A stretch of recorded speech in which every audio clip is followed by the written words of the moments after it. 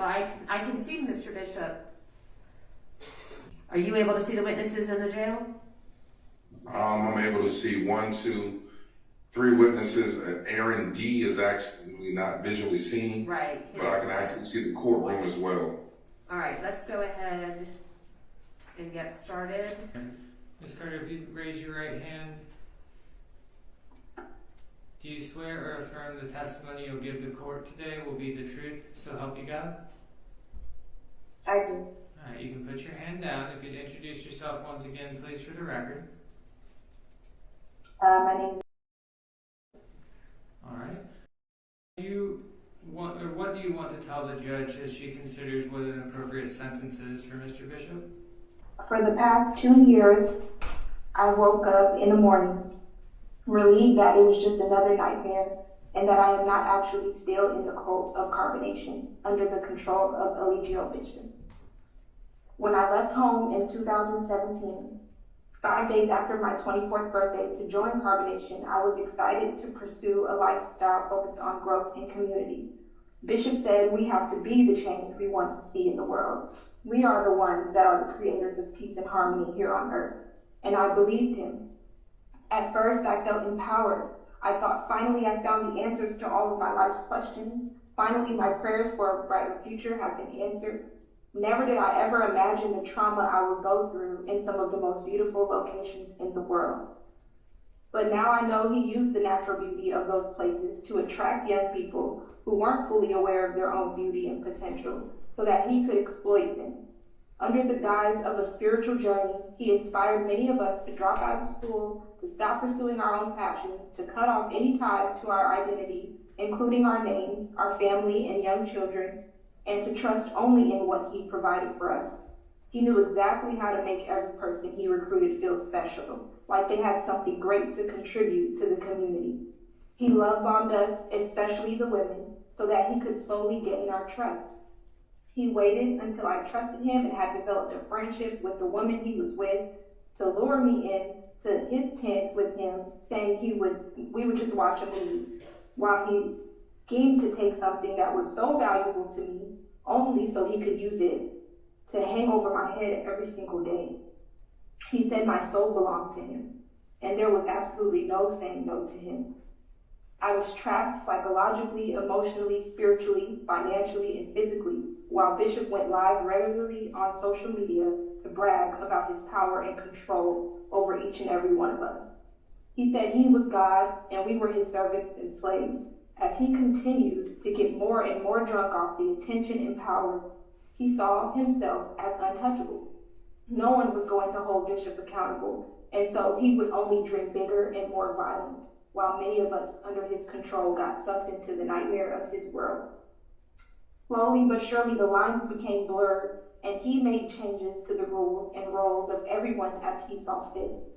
Suddenly we were bowing at his feet because he said it was for our own good. Then we were publicly shamed and humiliated as he made us relive our childhood traumas and traumatic memories, forcing us to talk about it on live streams for thousands of people to see. Finally, he controlled all of the relationships for his own sexual deviance.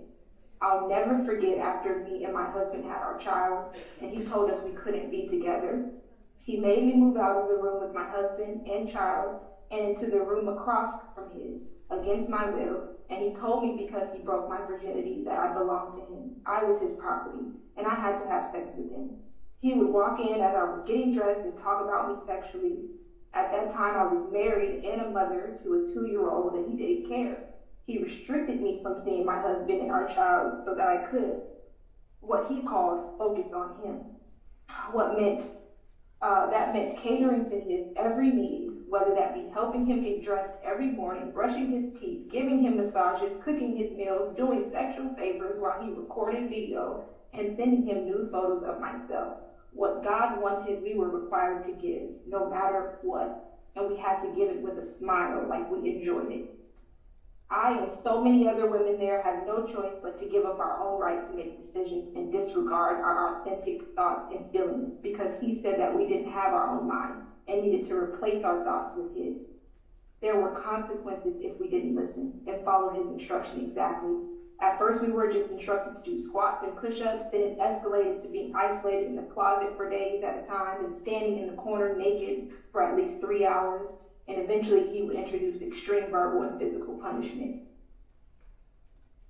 After all these people coming to join his life since becoming Nature Boy, and though none of us were forced to come, every single one of us was deceptively recruited.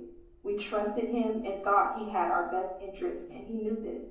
No one volunteered to be taken advantage of emotionally, financially, physically, spiritually, or psychologically. I would have never joined Carbonation in 2017 if I knew that in 2020 Bishop would order other women to beat me until I curled up in a fetal position in order to surrender. I would have never joined in 2017 if I knew that I would be forced to watch as he beat a woman in front of all of us on the 4th of July of 2020 during a picnic in the park. I would have never joined if I knew that he would eventually separate other men from the women so that he could force every woman to have sex with him whether they wanted to or not. Or if I would have known we would be ordered to slap and jump others. Or if I knew that he would have the final say on every aspect of our lives, from food to clothes to where we could go or sleep, or if we could take a walk, or if we could leave the group, we would need permission, and that we wouldn't be able to go anywhere by ourselves. I never would have joined if I knew that. I would live in fear every day, not knowing who he would hurt that day, who he would order us to hurt, or if I would be hurt that day. All it took was for someone to have what he would call an attitude, or for them to slightly resist him. He often responded to any resistance from the women with whipping them with a leather belt over and over while he laughed and made the rest of us watch.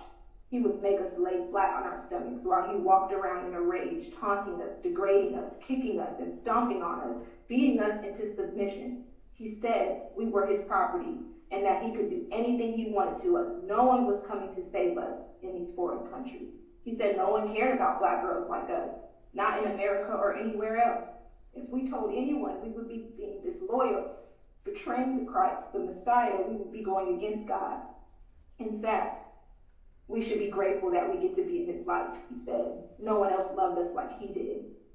He said he loved to dominate us and the feeling of being able to hurt us or kill us at any moment. He said that if he killed us, no one would know or care. So I pushed myself every day to stay on my best behavior in order to survive because my son needed a mother and I didn't want to hide it. Every day he put the boundaries a little further. And there always seemed to be another excuse to why we needed the abuse that he called discipline. He told us that we were doing it to ourselves, and if we ever questioned him, he made sure that we would never think to do that again, and he made an example out of us. Sometimes he would remind us all of the good times we spent together, all the beautiful places we saw, like the waterfalls in Mexico and the beaches in Puerto Rico, all of the music we made and the celebrations and dances we had. He often guilt-tripped us. Even while he's been in jail, he's tried to intimidate us. For years, he gaslit us into thinking maybe he wasn't that bad. Maybe this wasn't so bad. It took months for me to stop blaming myself for the abuse and the sexual assault. With support from those in my life that truly love me, I was able to finally stop protecting my abuser and speak up about what happened to me and so many other young people. It's a shame even young children were involved as well, and not everyone made it out safely and alive. I never willingly joined a destructive sex cult, but in the end I learned that is exactly what it was. I, like so many others, wanted to make a positive impact in the world, not to be hurt, abused, and used, exploited by Eligio Bishop. So many people have prayed for this day where justice is finally being served. And I thank everyone who heard us and who saw us and who fought for our freedom. Thank you. Thank you. I don't have any other questions. Mr. Becker, do you have any questions? I have no questions, Judge. Okay. Thank you so much. All right. Velvet, if you could raise your right hand. Do you swear or affirm the evidence you'll give to the court today will be the truth, so help you God? I do. You can put your hand down. Did you want to address the judge as she considers an appropriate sentence for Mr. Bishop? Sure, yes. Okay. Please go ahead and tell her what you'd like to tell her. First of all, I just want to thank you for your time, for your patience, because it was drawn out for a very long time. I'm counting years. And everything that she just said, she put it in a nutshell. And moving forward from it all and trying to heal from it all and knowing that I was targeted from a spiritual standpoint, I've literally had to get myself counseling so that I can understand what the Bible is, who God is, who Jesus is to me. I've really had to unravel myself from thinking that an actual person was here as the second coming of Christ. And I know that may sound absurd to a lot of people because a lot of people have spiritual backgrounds, but I was searching for who God meant to me in my life at the time of doing it. So now that everything is settling and I have 3 children of my own, it's an uphill battle every day because I've literally witnessed Eligio Bishop threatening to kill me and my child on multiple occasions. He said that my life is over if he had ever saw me again. So every day I wake up, especially with online social media clout from other people that follow him, they leaving me death threats as well. And one of the most recent ones I got was they couldn't that the person said that they would be sitting outside my home address just to take a picture of me and my now newborn, just to put it on social media. So everywhere I go, people know me because of this. They know the humiliation. Everybody saw the revenge porn that he put out of me and myself. This has been public, and it literally, I wouldn't even say destroy our lives, but at times it has literally felt like he was trying to destroy our lives, even through our own families. And what breaks my heart the most and that I have to be strong for and continue to be strong for is the children. Because the children were severely impacted by all of this. They will never know their fathers. Not only that, the men that are the fathers of our child, we now have to look at them and see them as another NatureBoy or Eligio Bishop because they all carry some of the same behaviors. The father of my now child, and he has some of the same characteristics as Eligio Bishop, and I have to now protect my family, my child, his child from himself. And these men around us, we don't know if we can trust them. I don't know if I could trust them. I can't trust the fathers of my children. And knowing that my child is going to have to grow up with me and I'm going to have to explain to my child how, when, where, why, that is a lot as a responsibility. And I'm glad that the verdict has come back to what it is for what it's worth, because our lives will never be the same. My life will never be the same. My daughter's life will never be the same. My son's life will never be the same. I have to go file protection orders and do all of these things to make sure that I'm protected as a woman and child. That's not okay. You're targeting women and children at this point. And so the young men who follow NatureBoy, who follow Eligio Bishop, this is what happens to you when you harm people that's innocent. And I want to thank you. And I want to tell you that I've always thought you was a beautiful young woman, and so I have you, Brianna, and so have I and everybody else.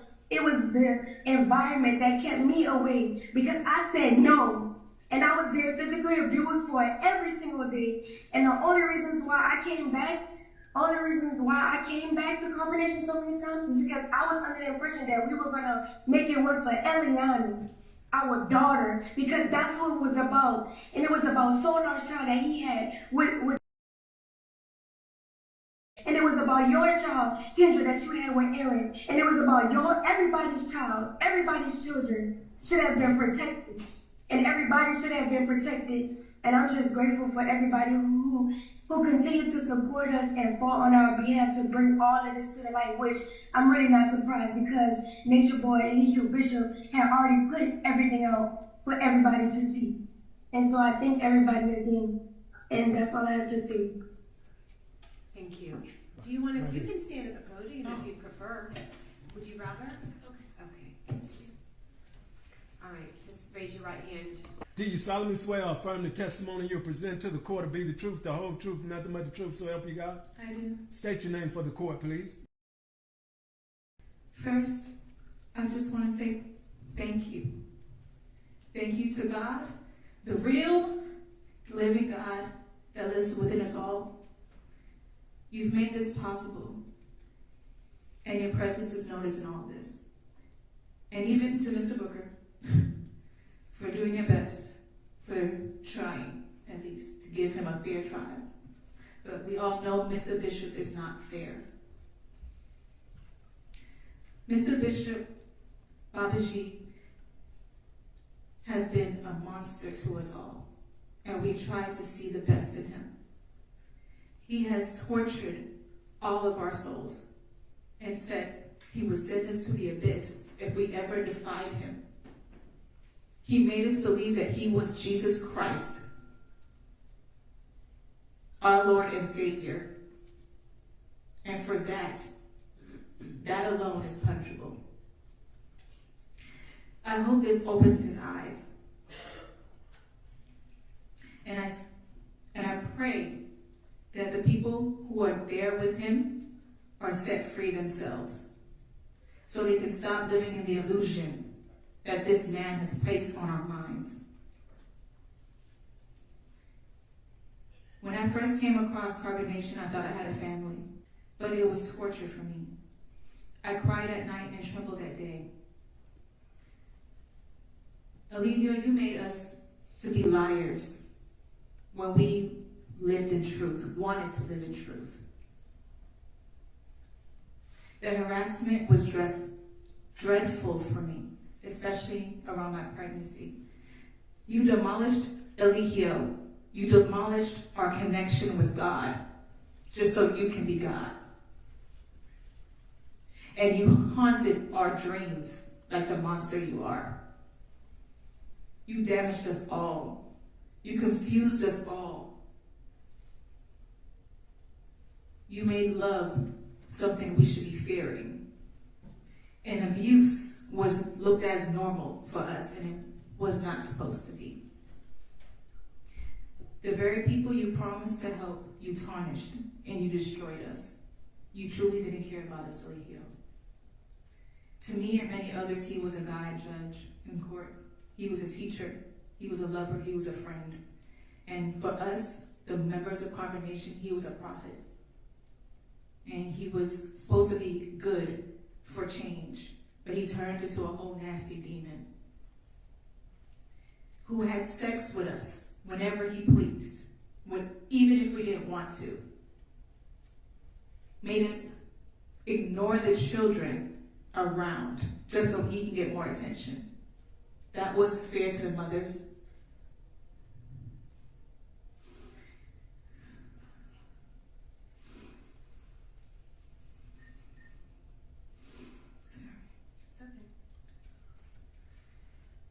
Eligio, you have atoning to do.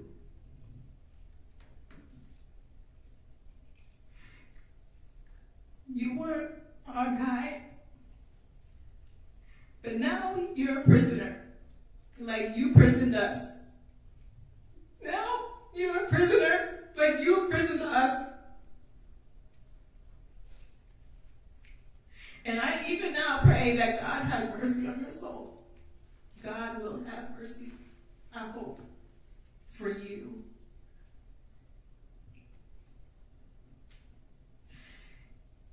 And this time there's no escaping, no running, no hiding. Face yourself. And sit there until you understand why you're there before you go off teaching anything to anyone. No Leroy, no Dr. Bishop, not even 3 God or Nature Boy will be there to save you. It's only you and God, the real God.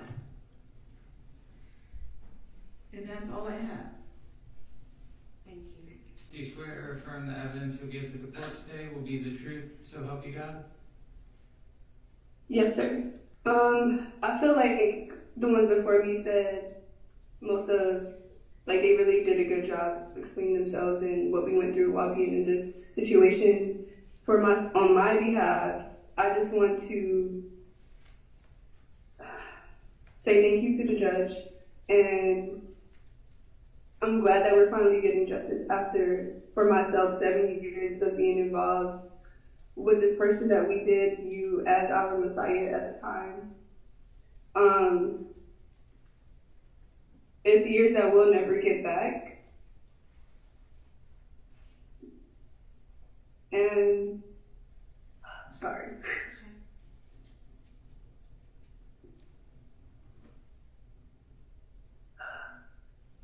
I just pray that throughout this whole situation, that the ones that are still involved in this situation will regain their minds back. That's who I pray for the most right now. Because I understand where they are, and I hope this is the opportunity for them to break free from the spell that they're under.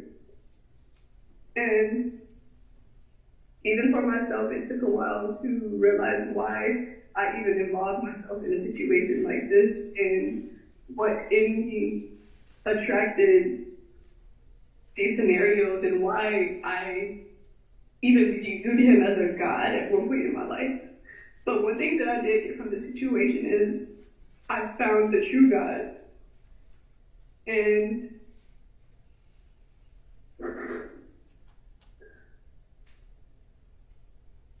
I feel like that's the best thing that I got from the situation. But yeah, I feel like I really don't have much to say. Okay. I'm just glad that justice is being served for all of us, and yeah. Thank you. Any questions? No, Your Honor. Okay. Do you swear or affirm the evidence you'll give to the court today will be the truth, so help you God? Yes, sir, I do. I don't think that anybody in the world has led a perfect life, a life that doesn't have mistakes, a life that doesn't have shortcomings. But the difference, the distinct difference about Mr. Bishop is that even in this moment, as he sits in a very serious position, he's in disbelief as if he's done nothing wrong. And the danger behind that is that in order to change your behavior, you have to first acknowledge that a change needs to be made. Mr. Bishop has an inability to see his own shortcomings, which means he will never change, which means he should never be in the vicinity of a normal functioning human being. I personally believe that all mistakes are forgivable if a person has the courage to admit that they even made a mistake. And I will say, Judge, I've met some unique people in my life, but this is the very first time that I believe that I've ever met a psychopath in real time. And that's all I got to say. All right. Thank you. Raise your right hand and we'll swear you in. Sir, do you swear or affirm the evidence you'll give to the court today will be the truth, so help you God? Yes. And yes, I have been on a journey with everyone who has spoke, and I have been very close to Mr. Bishop during this entire journey. And thank everybody for sharing what you shared,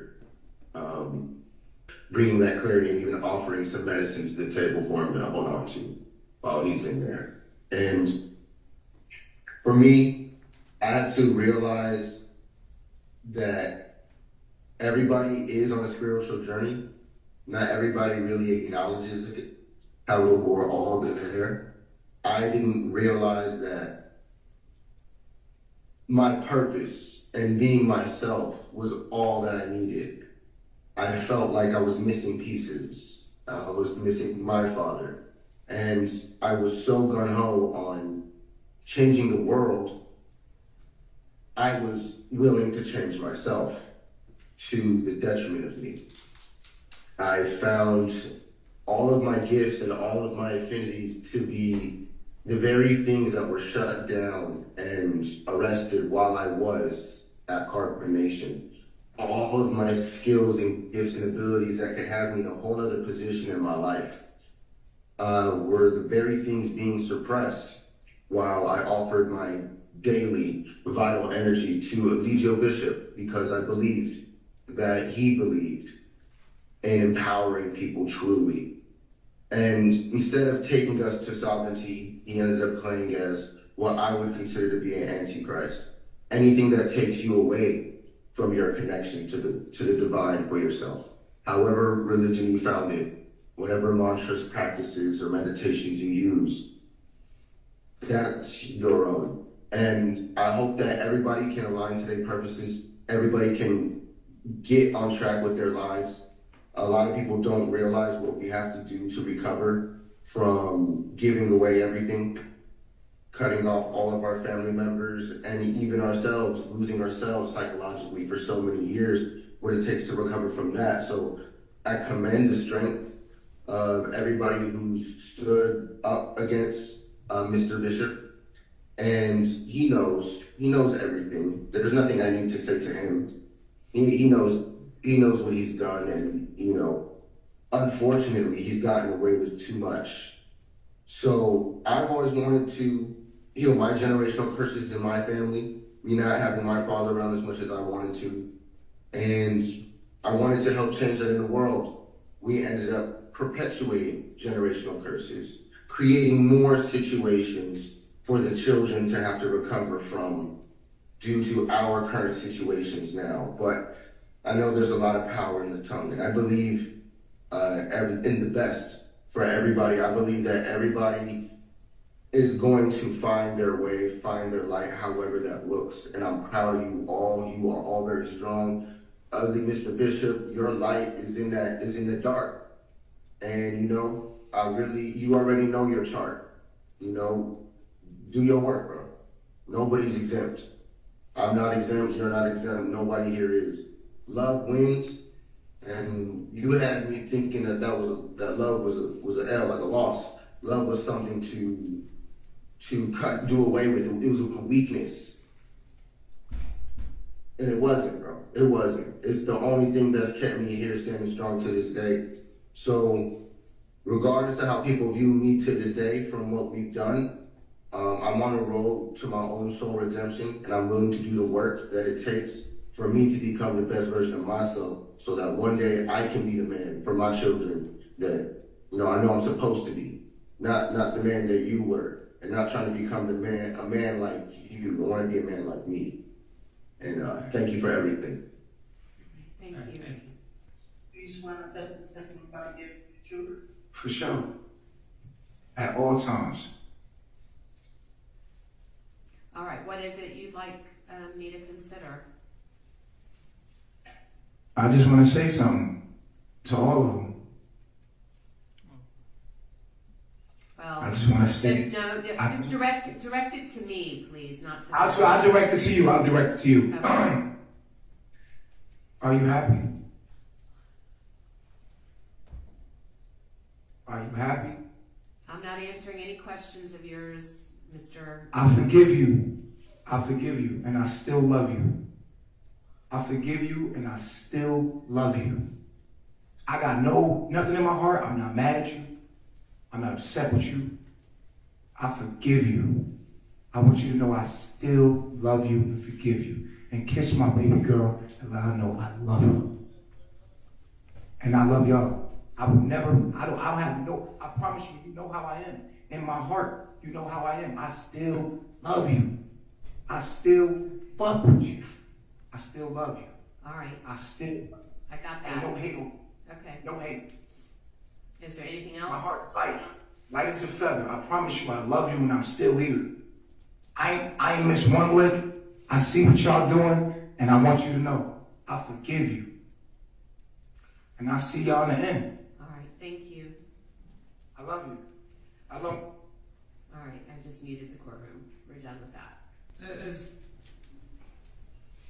I think all of this arises out of obviously an environment where women and the 4 women that have been before the court, as well as others who have not, were stripped by this defendant of their autonomy, stripped of their strength, and I think last week, those young women took that back in pretty epic fashion.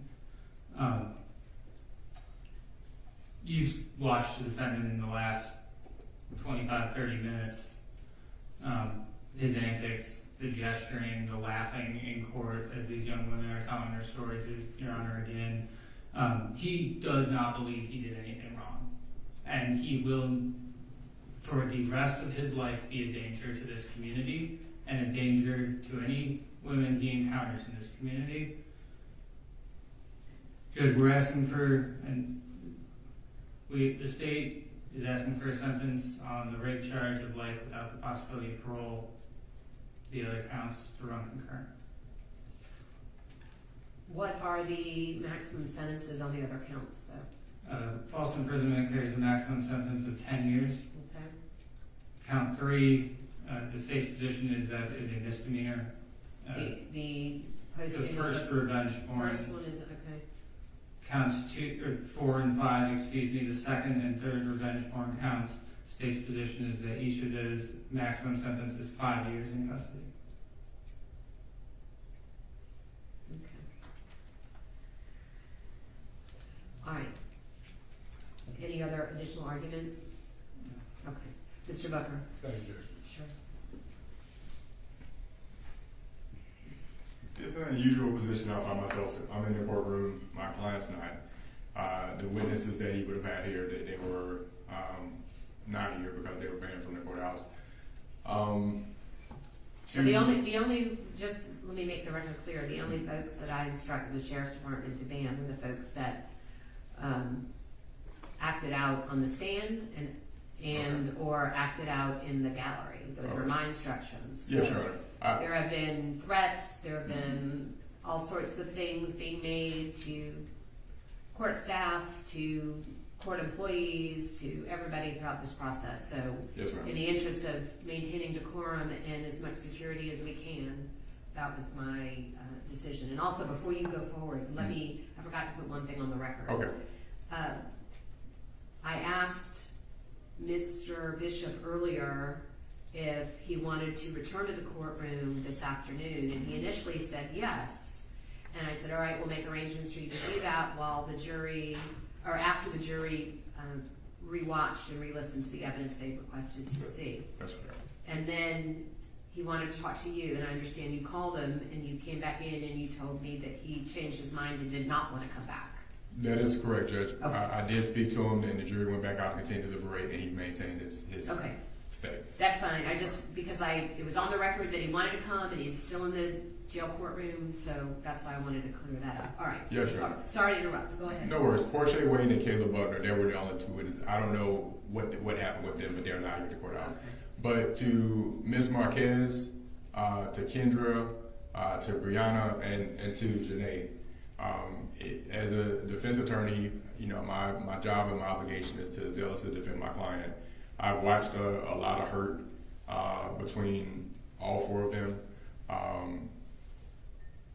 There's only one true God, and it's not Eligio Bishop, and he knows that. And I'm sorry with everything these folks have had to go through in this case.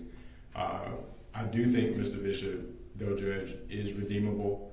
I do not think a life without parole sentence is appropriate. I think life obviously is 30 years, is what it currently is before he be eligible for parole. I would ask the court to give him the opportunity to get parole in the future and let the parole board determine whether or not he is redeemable. Obviously, this has been a very challenging trial. It's been a lot of emotion on all ends. I've seen people in very difficult positions that I had to cross-examine.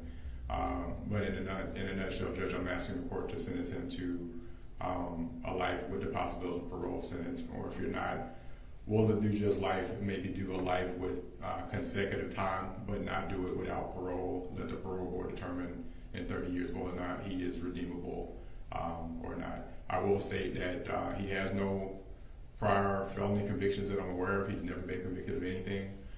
He did own a barbershop here in Atlanta, as he had stated before he left on his journey.